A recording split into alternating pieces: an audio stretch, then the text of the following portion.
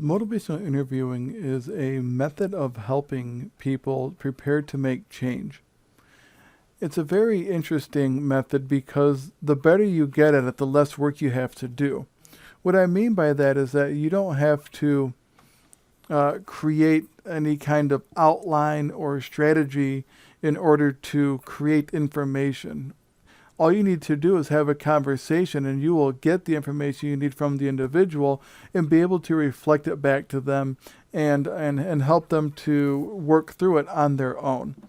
Now, this is a strict interpretation of motivation interviewing, knowing that we use motivation interviewing in combination with other methods. So I'll try to talk about motivational interviewing in its pure sense as opposed to how it's used practically. I want you to understand these principles as they're intended to be used. That way you can use them more precisely in the context of another intervention style that you will learn. Probably either through a different course as an undergraduate or through your training for clinical work in whatever your graduate program might be. So this presentation and the ones following it based on motivation interviewing are intended to be done in at the same time that you are reading through motivational interviewing by Rolnick and Miller. So please keep that in mind. So we're going to jump into chapter 1, talk about some of the beginning things. And what I like about chapter 1 is it starts out with some very accessible ideas.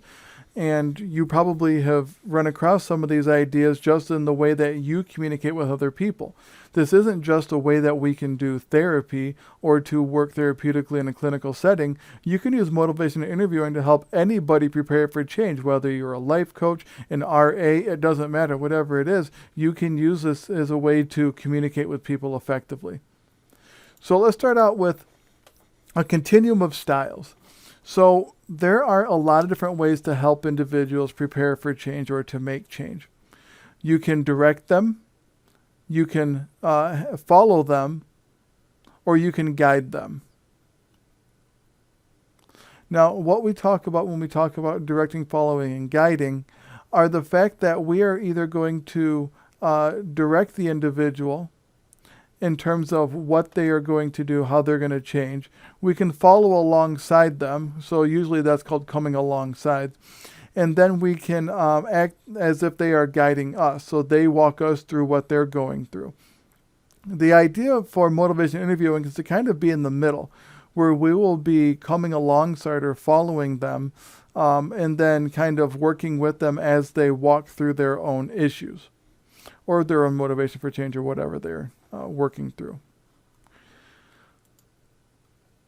Probably one of the biggest reflexes that we have to fight as clinicians is the writing reflex. Lots of times people will be talking about any number of issues that we will have the quote-unquote answer to. We'll recognize when they're being silly and they need to maybe behave more maturely. We will recognize when they've made a bad decision. We'll recognize when they're going to make a bad decision. It's our responsibility to convey that to them in such a way that they solve their own problems, so they come to their own conclusions.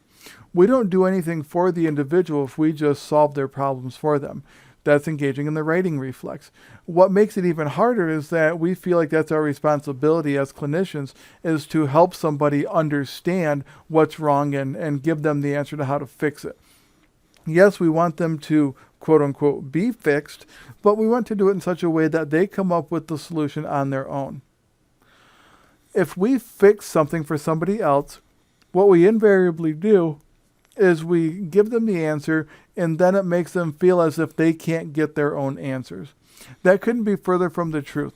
It is important that other people are able to see that they can arrive to their own conclusions given some kind of good feedback. Now, in many cases, people will come to you with a problem or with something that they need to change and not know how to go about doing it. That is different from not having the answers. Not knowing how to do something means that they haven't been shown a path or a process that will help them to come to their own conclusions. If they don't have the answer, that means they simply have no idea either what to do and what the outcome is. Generally, people will come to you knowing what the answer is. They want to do something differently. They want to engage in life differently. They want to have a different relationship with a partner. Whatever it is, they already know what they want in most cases. They just aren't sure how to get there. Sometimes it's not even a matter of they're not sure how to get there. They're not sure if they want to get there. The why statement becomes very important in motivational interviewing. So if we can help people to come about a process and the motivation to do something that is based on their own understanding and their own abilities, we're going to create a system that allows them to solve problems in the future based on the process that we've gone through motivational interviewing. This is not one of those things where we have to have somebody keep coming back with every problem that they have, kind of like a life coach might, to where they just give advice and they don't really teach people how to solve their own problems. So we want to encourage autonomy and self-efficacy, but if we engage in the rating reflex, we're working against that idea. We want the individuals to feel like that they can make their own decisions through autonomy and that they can help themselves through what we call self-efficacy. Now, one of the fights that people have about developing the motivation to change is called ambivalence. Ambivalence is a word that means that you have two different wishes. It actually comes from the Latin amba, meaning both, and valentia, meaning strength. Valentia is spelled V-A-L-E-N-T-I-A. The V's sound like W's in Latin. So it means to have equal strength or both strength, meaning that you have equal likelihood of picking two different solutions. Okay, so it's ambivalence. You're not sure which one you want, given a multiple, literally it means both, so it means two, but it means multiple choices. You aren't sure which one you want to engage in. So what happens with ambivalence is that we have multiple arguments for and against change. So if we made a pros and cons list for going on a diet, we would have pros and cons for starting the diet, and for not starting the diet, we'd have pros and cons. Sometimes the pros and cons would overlap because some of the pros for starting a diet are the cons for not starting a diet, right? So the pros for starting a diet are maybe a weight loss, and the cons for not starting is weight gain. So we recognize that there's some overlap in the types of arguments that we have, but generally with ambivalence, we have a set of arguments that we would have for making a change and against making a change. And what we need to do is we want to create a situation where the individual is arguing for change. Okay, so if I want to start a diet, I need to be arguing for making that change. And what we do once we start making those arguments is we call that change talk. The talk about making the change. Not a very sophisticated term, but doesn't need to be, right? So we have change talk. Now, one of the wonderful things about humanity is that we are argumentative, meaning that if somebody has something to say and we're going to say something back to them, it's likely going to be an argument. You know, unless you're talking about like the sky is blue and things like that, most people are going to agree with you on that. But with something like making a change, people are going to argue with you. We're argumentative. So what we try to do as clinicians is to actually provide an argument for the opposite of what the person wants to do. So if somebody says something like, well, I want to start a diet, and if I would probably say something like, yeah, but if you start a diet, then you have to, watch what you eat, and you don't get to eat all the things that you like to, and you have to exercise and things like that. Their natural tendency is to argue against me. And before you know it, they will be giving you lots of good arguments for why they need to be on a diet. They'll say things like, yeah, but if I'm eating healthy, I'm going to lose weight. And if I'm exercising, I'm going to feel better. I'm going to have more muscle, and I'm going to be able to, have a better immune system because I'm exercising. And we know that boosts the immune system. Okay, so all those arguments, they will all of a sudden start creating, and that becomes their change talk. So when people are on the fence about doing something, through ambivalence, we can help to get them to commit one way or another by using the change talk.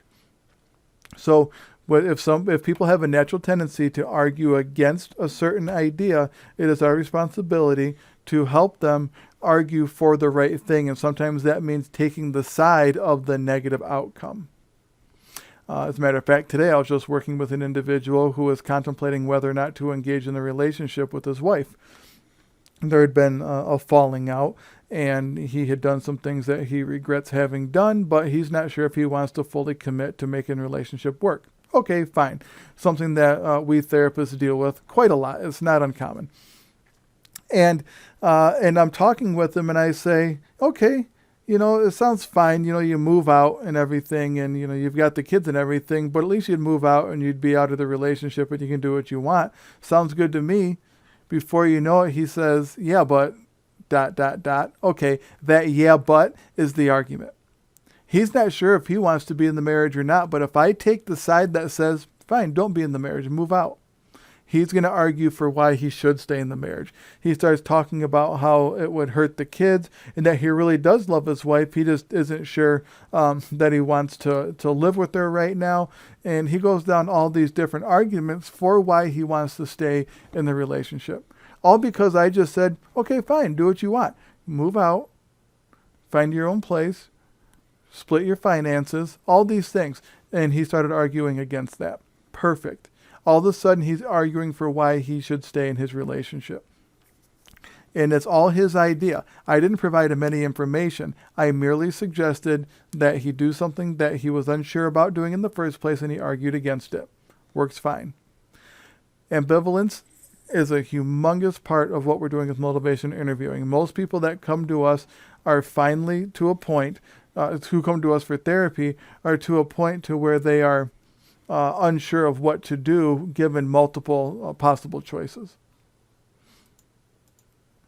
Now, when we have this change conversation, so after we've addressed ambivalence and we've gotten somebody to start talking about what their change is going to be, we will see an unwillingness to change. And what happens is when we see unwillingness to change, we consider it to be defensive. And we like to try and break down the defensive. It's not an aggressive move. They're going to end up breaking down their own defenses. All we're going to do is make observations, reiterate things, summarize things. Okay? We might paraphrase. We might simply reflect a statement back to them. So if my patient today says to me, yeah, I haven't really contemplated it before, but the word divorce is on the table. I said one word back to him. I said, divorce. He looked at me like I had just cussed him out, and he said, yeah, when you say it that way, it sounds really bad. I said, I didn't say it anyway. I just said divorce. That's the word that you said to me. What's it sound like to you? And then he goes on and talks about how, when he thinks of it and hears somebody else saying it, it sounds really, really bad. He doesn't like the idea of it. He doesn't want to get divorced, but, it is something that crosses his mind. Okay, fine. If I simply reflect that word back to him, he's going to interpret what it means. And it's really just going to be a reflection of what he said to me if I'm just acting as a mirror in that case. Now, when he becomes defensive and says, wow, divorce really sounds bad. Okay, how bad does it sound? We're breaking down the defenses.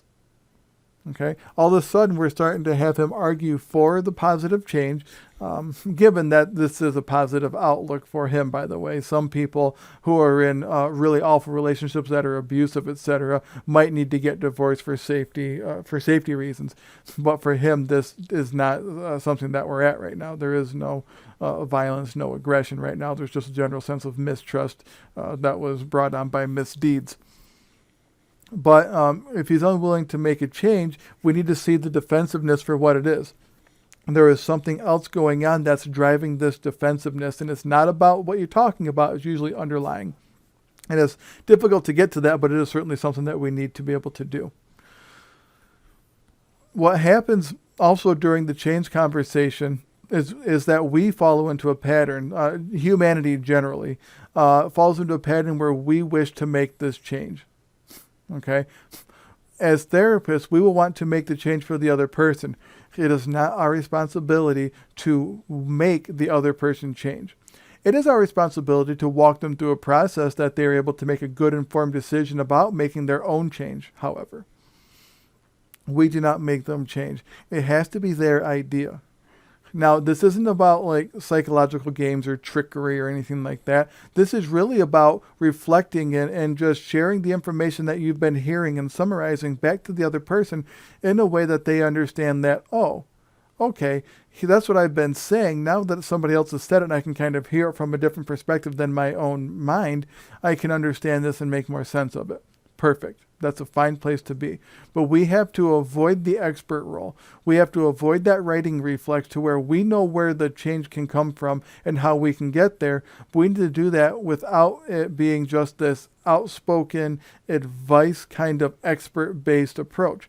We are the experts maybe of the process, but we're not the expert in that individual's life. So it's important for us to take a step back to realize that even though we can help them walk through something, it has to be them who does it, because after they leave us from our therapeutic relationship, they have to be able to walk this out on their own. So we do nothing for them by hand-holding them through the entire process and just feeding them answers. It's done in such a gentle and compassionate way, but it's done also in such a way that they will find the answers for themselves.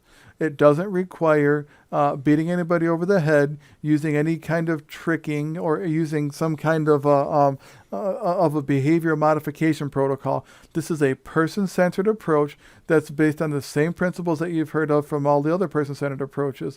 And that means that we need to make sure that we are being respectful to the individual and helping them develop a sense of autonomy, meaning that they can do things for themselves.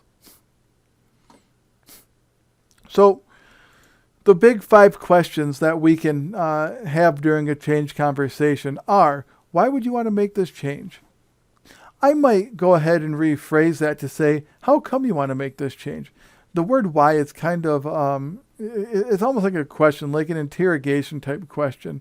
It's accusatory. Why would you want to make this change? Almost like, well, geez, maybe I'm second guessing it now. But if you say, how come you want to make this change?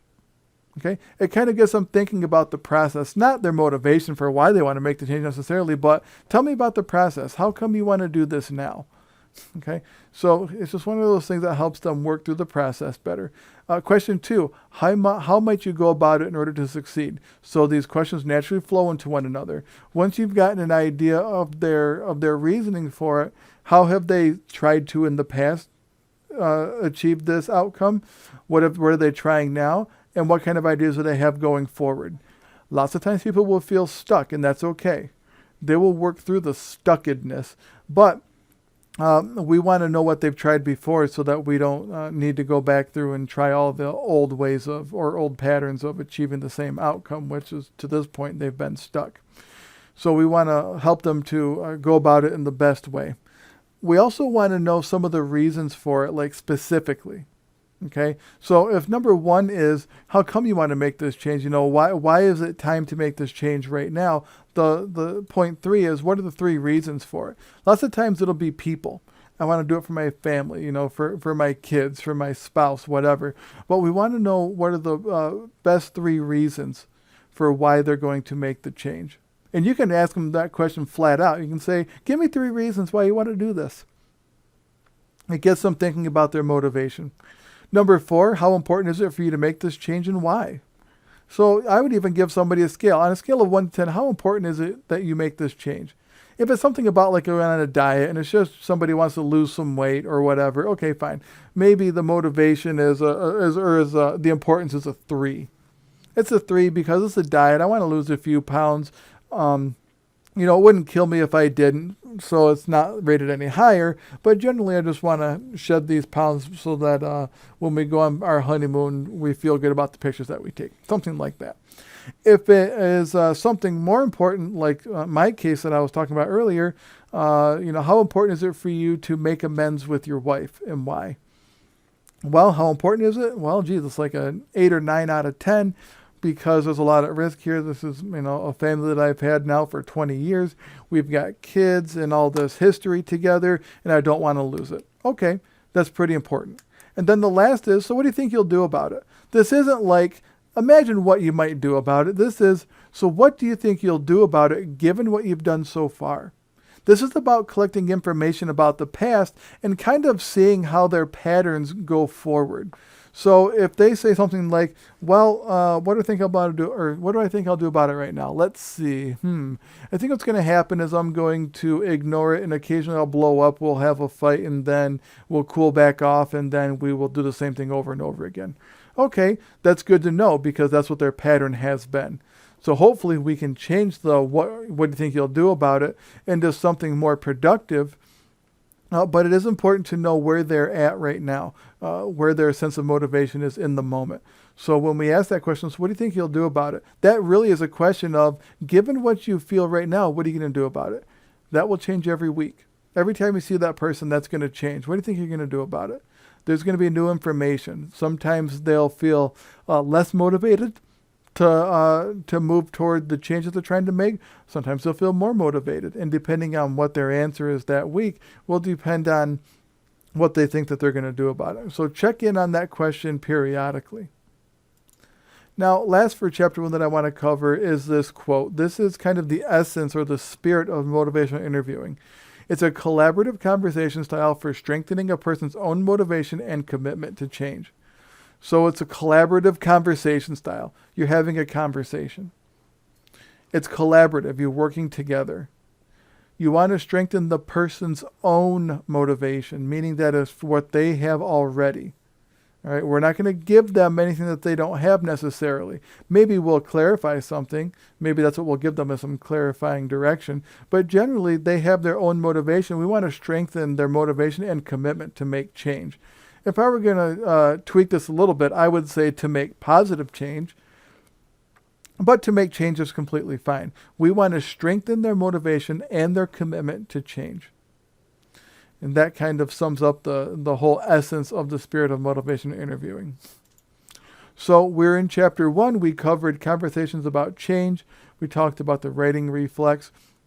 We talked about ambivalence and some of the dynamics of the change conversation. You will be using these questions in the process of motivational interviewing as you go forward. So keep those in mind. And you'll also want to keep the writing reflex in mind and also understand that ambivalence is what keeps people from making change a lot, is that they're kind of smack dab in the middle of making positive change or not. We are responsible for helping to work alongside them, to come alongside them, to help them start making arguments for change. So that's chapter 1, and we will see you again in chapter 2.